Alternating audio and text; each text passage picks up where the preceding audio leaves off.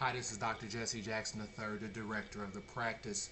Well, folks, as I have continued in my mission and quest to help bring about a major change in the free world and help over 100 million people who are suffering with daddy issues, and that's the emotional disconnection from your father. It's a very tricky thing.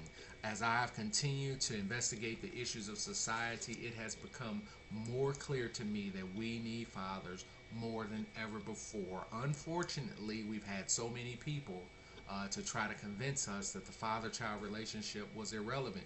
Why? Because so many fathers messed up, so many fathers left, so many fathers did the wrong thing under the pressure of a child being produced in their life. Well, the reality of it is that cycles are actually repeated. So something occurred during the course of this person's life which allowed them or made them to believe that they needed to do the same thing. You often hear this statement, I'm not going to be like my father. Well, millions of men end up worse than he did, because it is not wise to try not to be like 50% of your genes. The key point is to be wise enough to retrain yourself to know what your issues are so you can change a generational behavior. You have to look and see that so many guys with this generational behavior is the fact that it does create cycles. As fathers didn't know, a lot of fathers quit, and so now mothers had to step up, and then you have mothers start choosing to eliminate the father. Why? Based on their hurt. So they got hurt by a man, so now they take the disposition that I don't need a man and I can do it alone. One of the things we see that continues to be critically dangerous is that the daddy issue syndrome breaks down in 5 parts. You have type 1, those folks who don't know their father, may have never met their father. Type 2, those that know him but they don't have a relationship. There is no acknowledgement. They live in the same city but there's no relationship. Type 3, I know him, I live with him, but he was unable to meet my emotional needs. And that's a painful thing. That's a high level of rejection. So your parents might be married, but you have a non-emotional or communicator of love as a father. That is painful. I live through that level of pain. That is a high level of rejection. To know your daddy, he's right there, but he can't give you a hug. He can't share with you and do the things that will make your life better. Type 4 is the victim of the substitute father. These are the ones that experience daddy replacement, coaches, mentors, pastors, people that try to use to replace your father's role in your life. It just doesn't work, and it is emotionally dangerous. It allows you to connect to people that may not be in your best interest. And type 5 is the premise of children born out of wedlock. That's the government's #1 predictor of whether a person will be poor or not. So it's something that I believe that's really, really critical for us to look at, because if that's the case, then I mean we need to pay attention to it, because children born out of wedlock is on the rise. But what else is on the rise? The recession. It's something to it. It's an emotional issue that is responded. And so we got to take a look at it. So let's look at right here at what are these 10 roles and responsibilities of a father. Why did God give us all a father? Why did we all have a father? Now, we all have one. We don't get to choose who he is. So you look at these 10 things. Number 1, our father's job is to protect us. And when we cannot protect us, and when our father does not protect us, we have to protect ourselves. And when we have to protect ourselves, I mean, we typically don't do a good job of it, because we're going to go to dangerous lengths. That means we've been hurt before. So that means we're going to invoke activity that protects us from getting hurt. This is one of the most dangerous things that I see. Once a person's been hurt, they go into a lifetime of protecting themselves. Irregardless of whether they get married or what they do, they put up this wall of protection. And it is emotionally dangerous. I mean, its outcomes it is more than physical protection. It's emotional protection. And when people get emotionally hurt by someone, particularly women, particularly men, it's really no different. When a guy's heart gets broke, he goes into a modality of protection. And it's always dangerous, because it's going to be reckless. It's going to be over in the top, over and above. It's just like a kid carrying a gun to protect itself in school. It's over in the top. But it's what you feel like you need to do to overcompensate for your father's lack. Number 2 is it's to discipline the children. And this is where you see that father's job is to discipline. Discipline is is an instructor's job. So discipline is instruction. Discipline is much more about, striking the ship and correcting something than it is spanking it and doing things. Like discipline is about instruction. So you're trained to listen to your father's voice, and you really desire your father's voice because it makes it easy for you to understand it. When you see a lot of mothers discipline, it's really hard. Typically it looks very hard. They have to give a lot of energy to it. But father's really simple, and it's because you're designed to do it. You're designed to put that infrastructure in place, so when you teach your kids that when they hear their mother's voice, they respond and they move swiftly. That's when discipline's working at a very high level. Number 3, to provide financial means. When that money's not there, man, life is hard. The recession today and financial ignorance today is because our fathers have left us broke. Our fathers have not taught us money, have not left anything for us, don't have any insurance, don't have any health insurance, don't have anything for us. So it is a disappointment as a father to leave kids with nothing, and it puts the burden on the government. And that's what we have, a bankrupt government right now due to daddy issues. The data tells us that over $100 billion is invested by our government into the daddy issues problem. It is the $100 billion problem.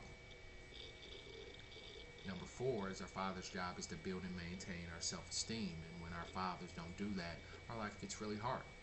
This is why you see you have a whole, when I say 100 million folks walking around, I mean, you meet people, their confidence is in the toilet. You meet young people, I do. Confidence is in the toilet. I go to the workplace, confidence is in the toilet. I go to the schools, confidence is in the toilet. Athletics, confidence is in the toilet. Maybe confident in their athletic ability, but that true core self-esteem, boldness, and courage, and self-confidence and purpose comes from a father. And when you don't have your dad there, he doesn't have it. You have a cycle going of false confidence. Number 5, father's job is to provide us guidance, direction, and education, the support that only comes from a father. Fathers become our counselors in life and guide us through some very rough patches. Number 6, fathers teach children, and should be teaching children, proper respect for their mother. I've always said, a father's job is to make sure that those kids understand that your mother's the closest thing to God, and she must be respected with vigilance.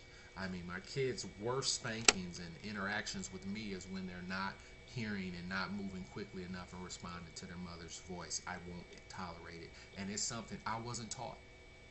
And so learning to make sure that I model listening to my wife and paying attention to what she's saying and what she needs done and how I interact with her in front of my kids is something that I have to work at. It was not something I was taught. These are things I am still growing and learning in, because they are things that were not freely and willingly taught to me, and I have struggled in this area, and I continue to work on it. Number 7, to protect the virginity and sexual purity of his children. We know that's not happening. Number 8, to be directly involved in the marriage transaction of his children, giving the daughters away and preparing sons to be husbands and run a family government. This is why we have so many hideous marriages today. And number 9 is to be a role model and an example in conduct and choices. All children imitate their father, boys and girls, all the time. And number 10, to provide unconditional love. And what that means is that fathers don't give up on kids. Fathers don't give up on kids. Fathers don't give up on kids. Fathers don't give up on kids. The relationship might not work, but I didn't divorce you. It's a problem between me and your mother. I might be upset with your mother, but I'm not leaving your life. And so many daddies do that. When these roles are not met, I mean, irregardless of your gender, race, how much money you have, you're going to have the daddy issue syndrome. It's a clinical term. You're going to have them. It's an emotional state. It's something that is going to occur in your life emotionally, that you are going to show certain characteristics of growing up separated from your dad, being not having that desired connection with your biological father. Quite simply put, the without a father syndrome is a lack of emotional love from your father. Emotional love is different. Love is on, you have physical love, you have spiritual love, you have emotional love. Emotional love is a connection. Emotional love fills the love tank. Now, Dr. Gary Chapman tells us about the 5 love languages, and everybody needs love. So you have physical touch, acts of services, gifts, quality time, and words of affirmation. We need that love from our Father. So unconditional love is clearly defined as somebody who just doesn't change on me, or doesn't cuss me out, or treat me less than a human because of whatever's going on in their life. That unconditional love has not been there from our fathers. Thus, the normal love tank of a child and of adults looks like this: absolutely bankrupt, walking around on E. Their love tank is empty. Their emotional love tank is empty, and it has caused society a tremendous amounts of ill. Now, if you can look and see the sides effect of fathers not being there, the sides effect of the father absence, you can see here where emotional stability, and what we talked about that emotion, number 4, that self-esteem, that confidence, and that emotions. But emotional instability leads to all sorts of things: poor academic performance, sexual misuse, children born out of wedlock, youth violence, gang activity. But these things, poor academics leads to poor employment, underemployment, and poverty. These things lead to poor positioning in life, incarceration. Incarceration leads to recidivism. Recidivism leads to a burden on the government, overworked police, early releases from jail, overcrowded jails, which leads to an unsafe community. The tax burden to the taxpayers breeds recession. That's exactly where we're at right now. And it all comes from daddy issue syndrome. It's just unbelievable how real this is. I want you to use this for exactly what it's used for, and that's to gain knowledge and gain insight. So this is why it's important for you to be a part of this program, to be able to get the healing and start working on yourself, to detox from the years of damage caused by an inconsistent relationship with your father. This is what this program, this practice is all about: helping you to overcome your daddy issues and pushing that out of your life, so emotionally you're in a place where you can succeed and thrive in life. This is what we're here to do. I hope this was a benefit and help for you. I'm looking forward to working with you soon. I'll see you next time.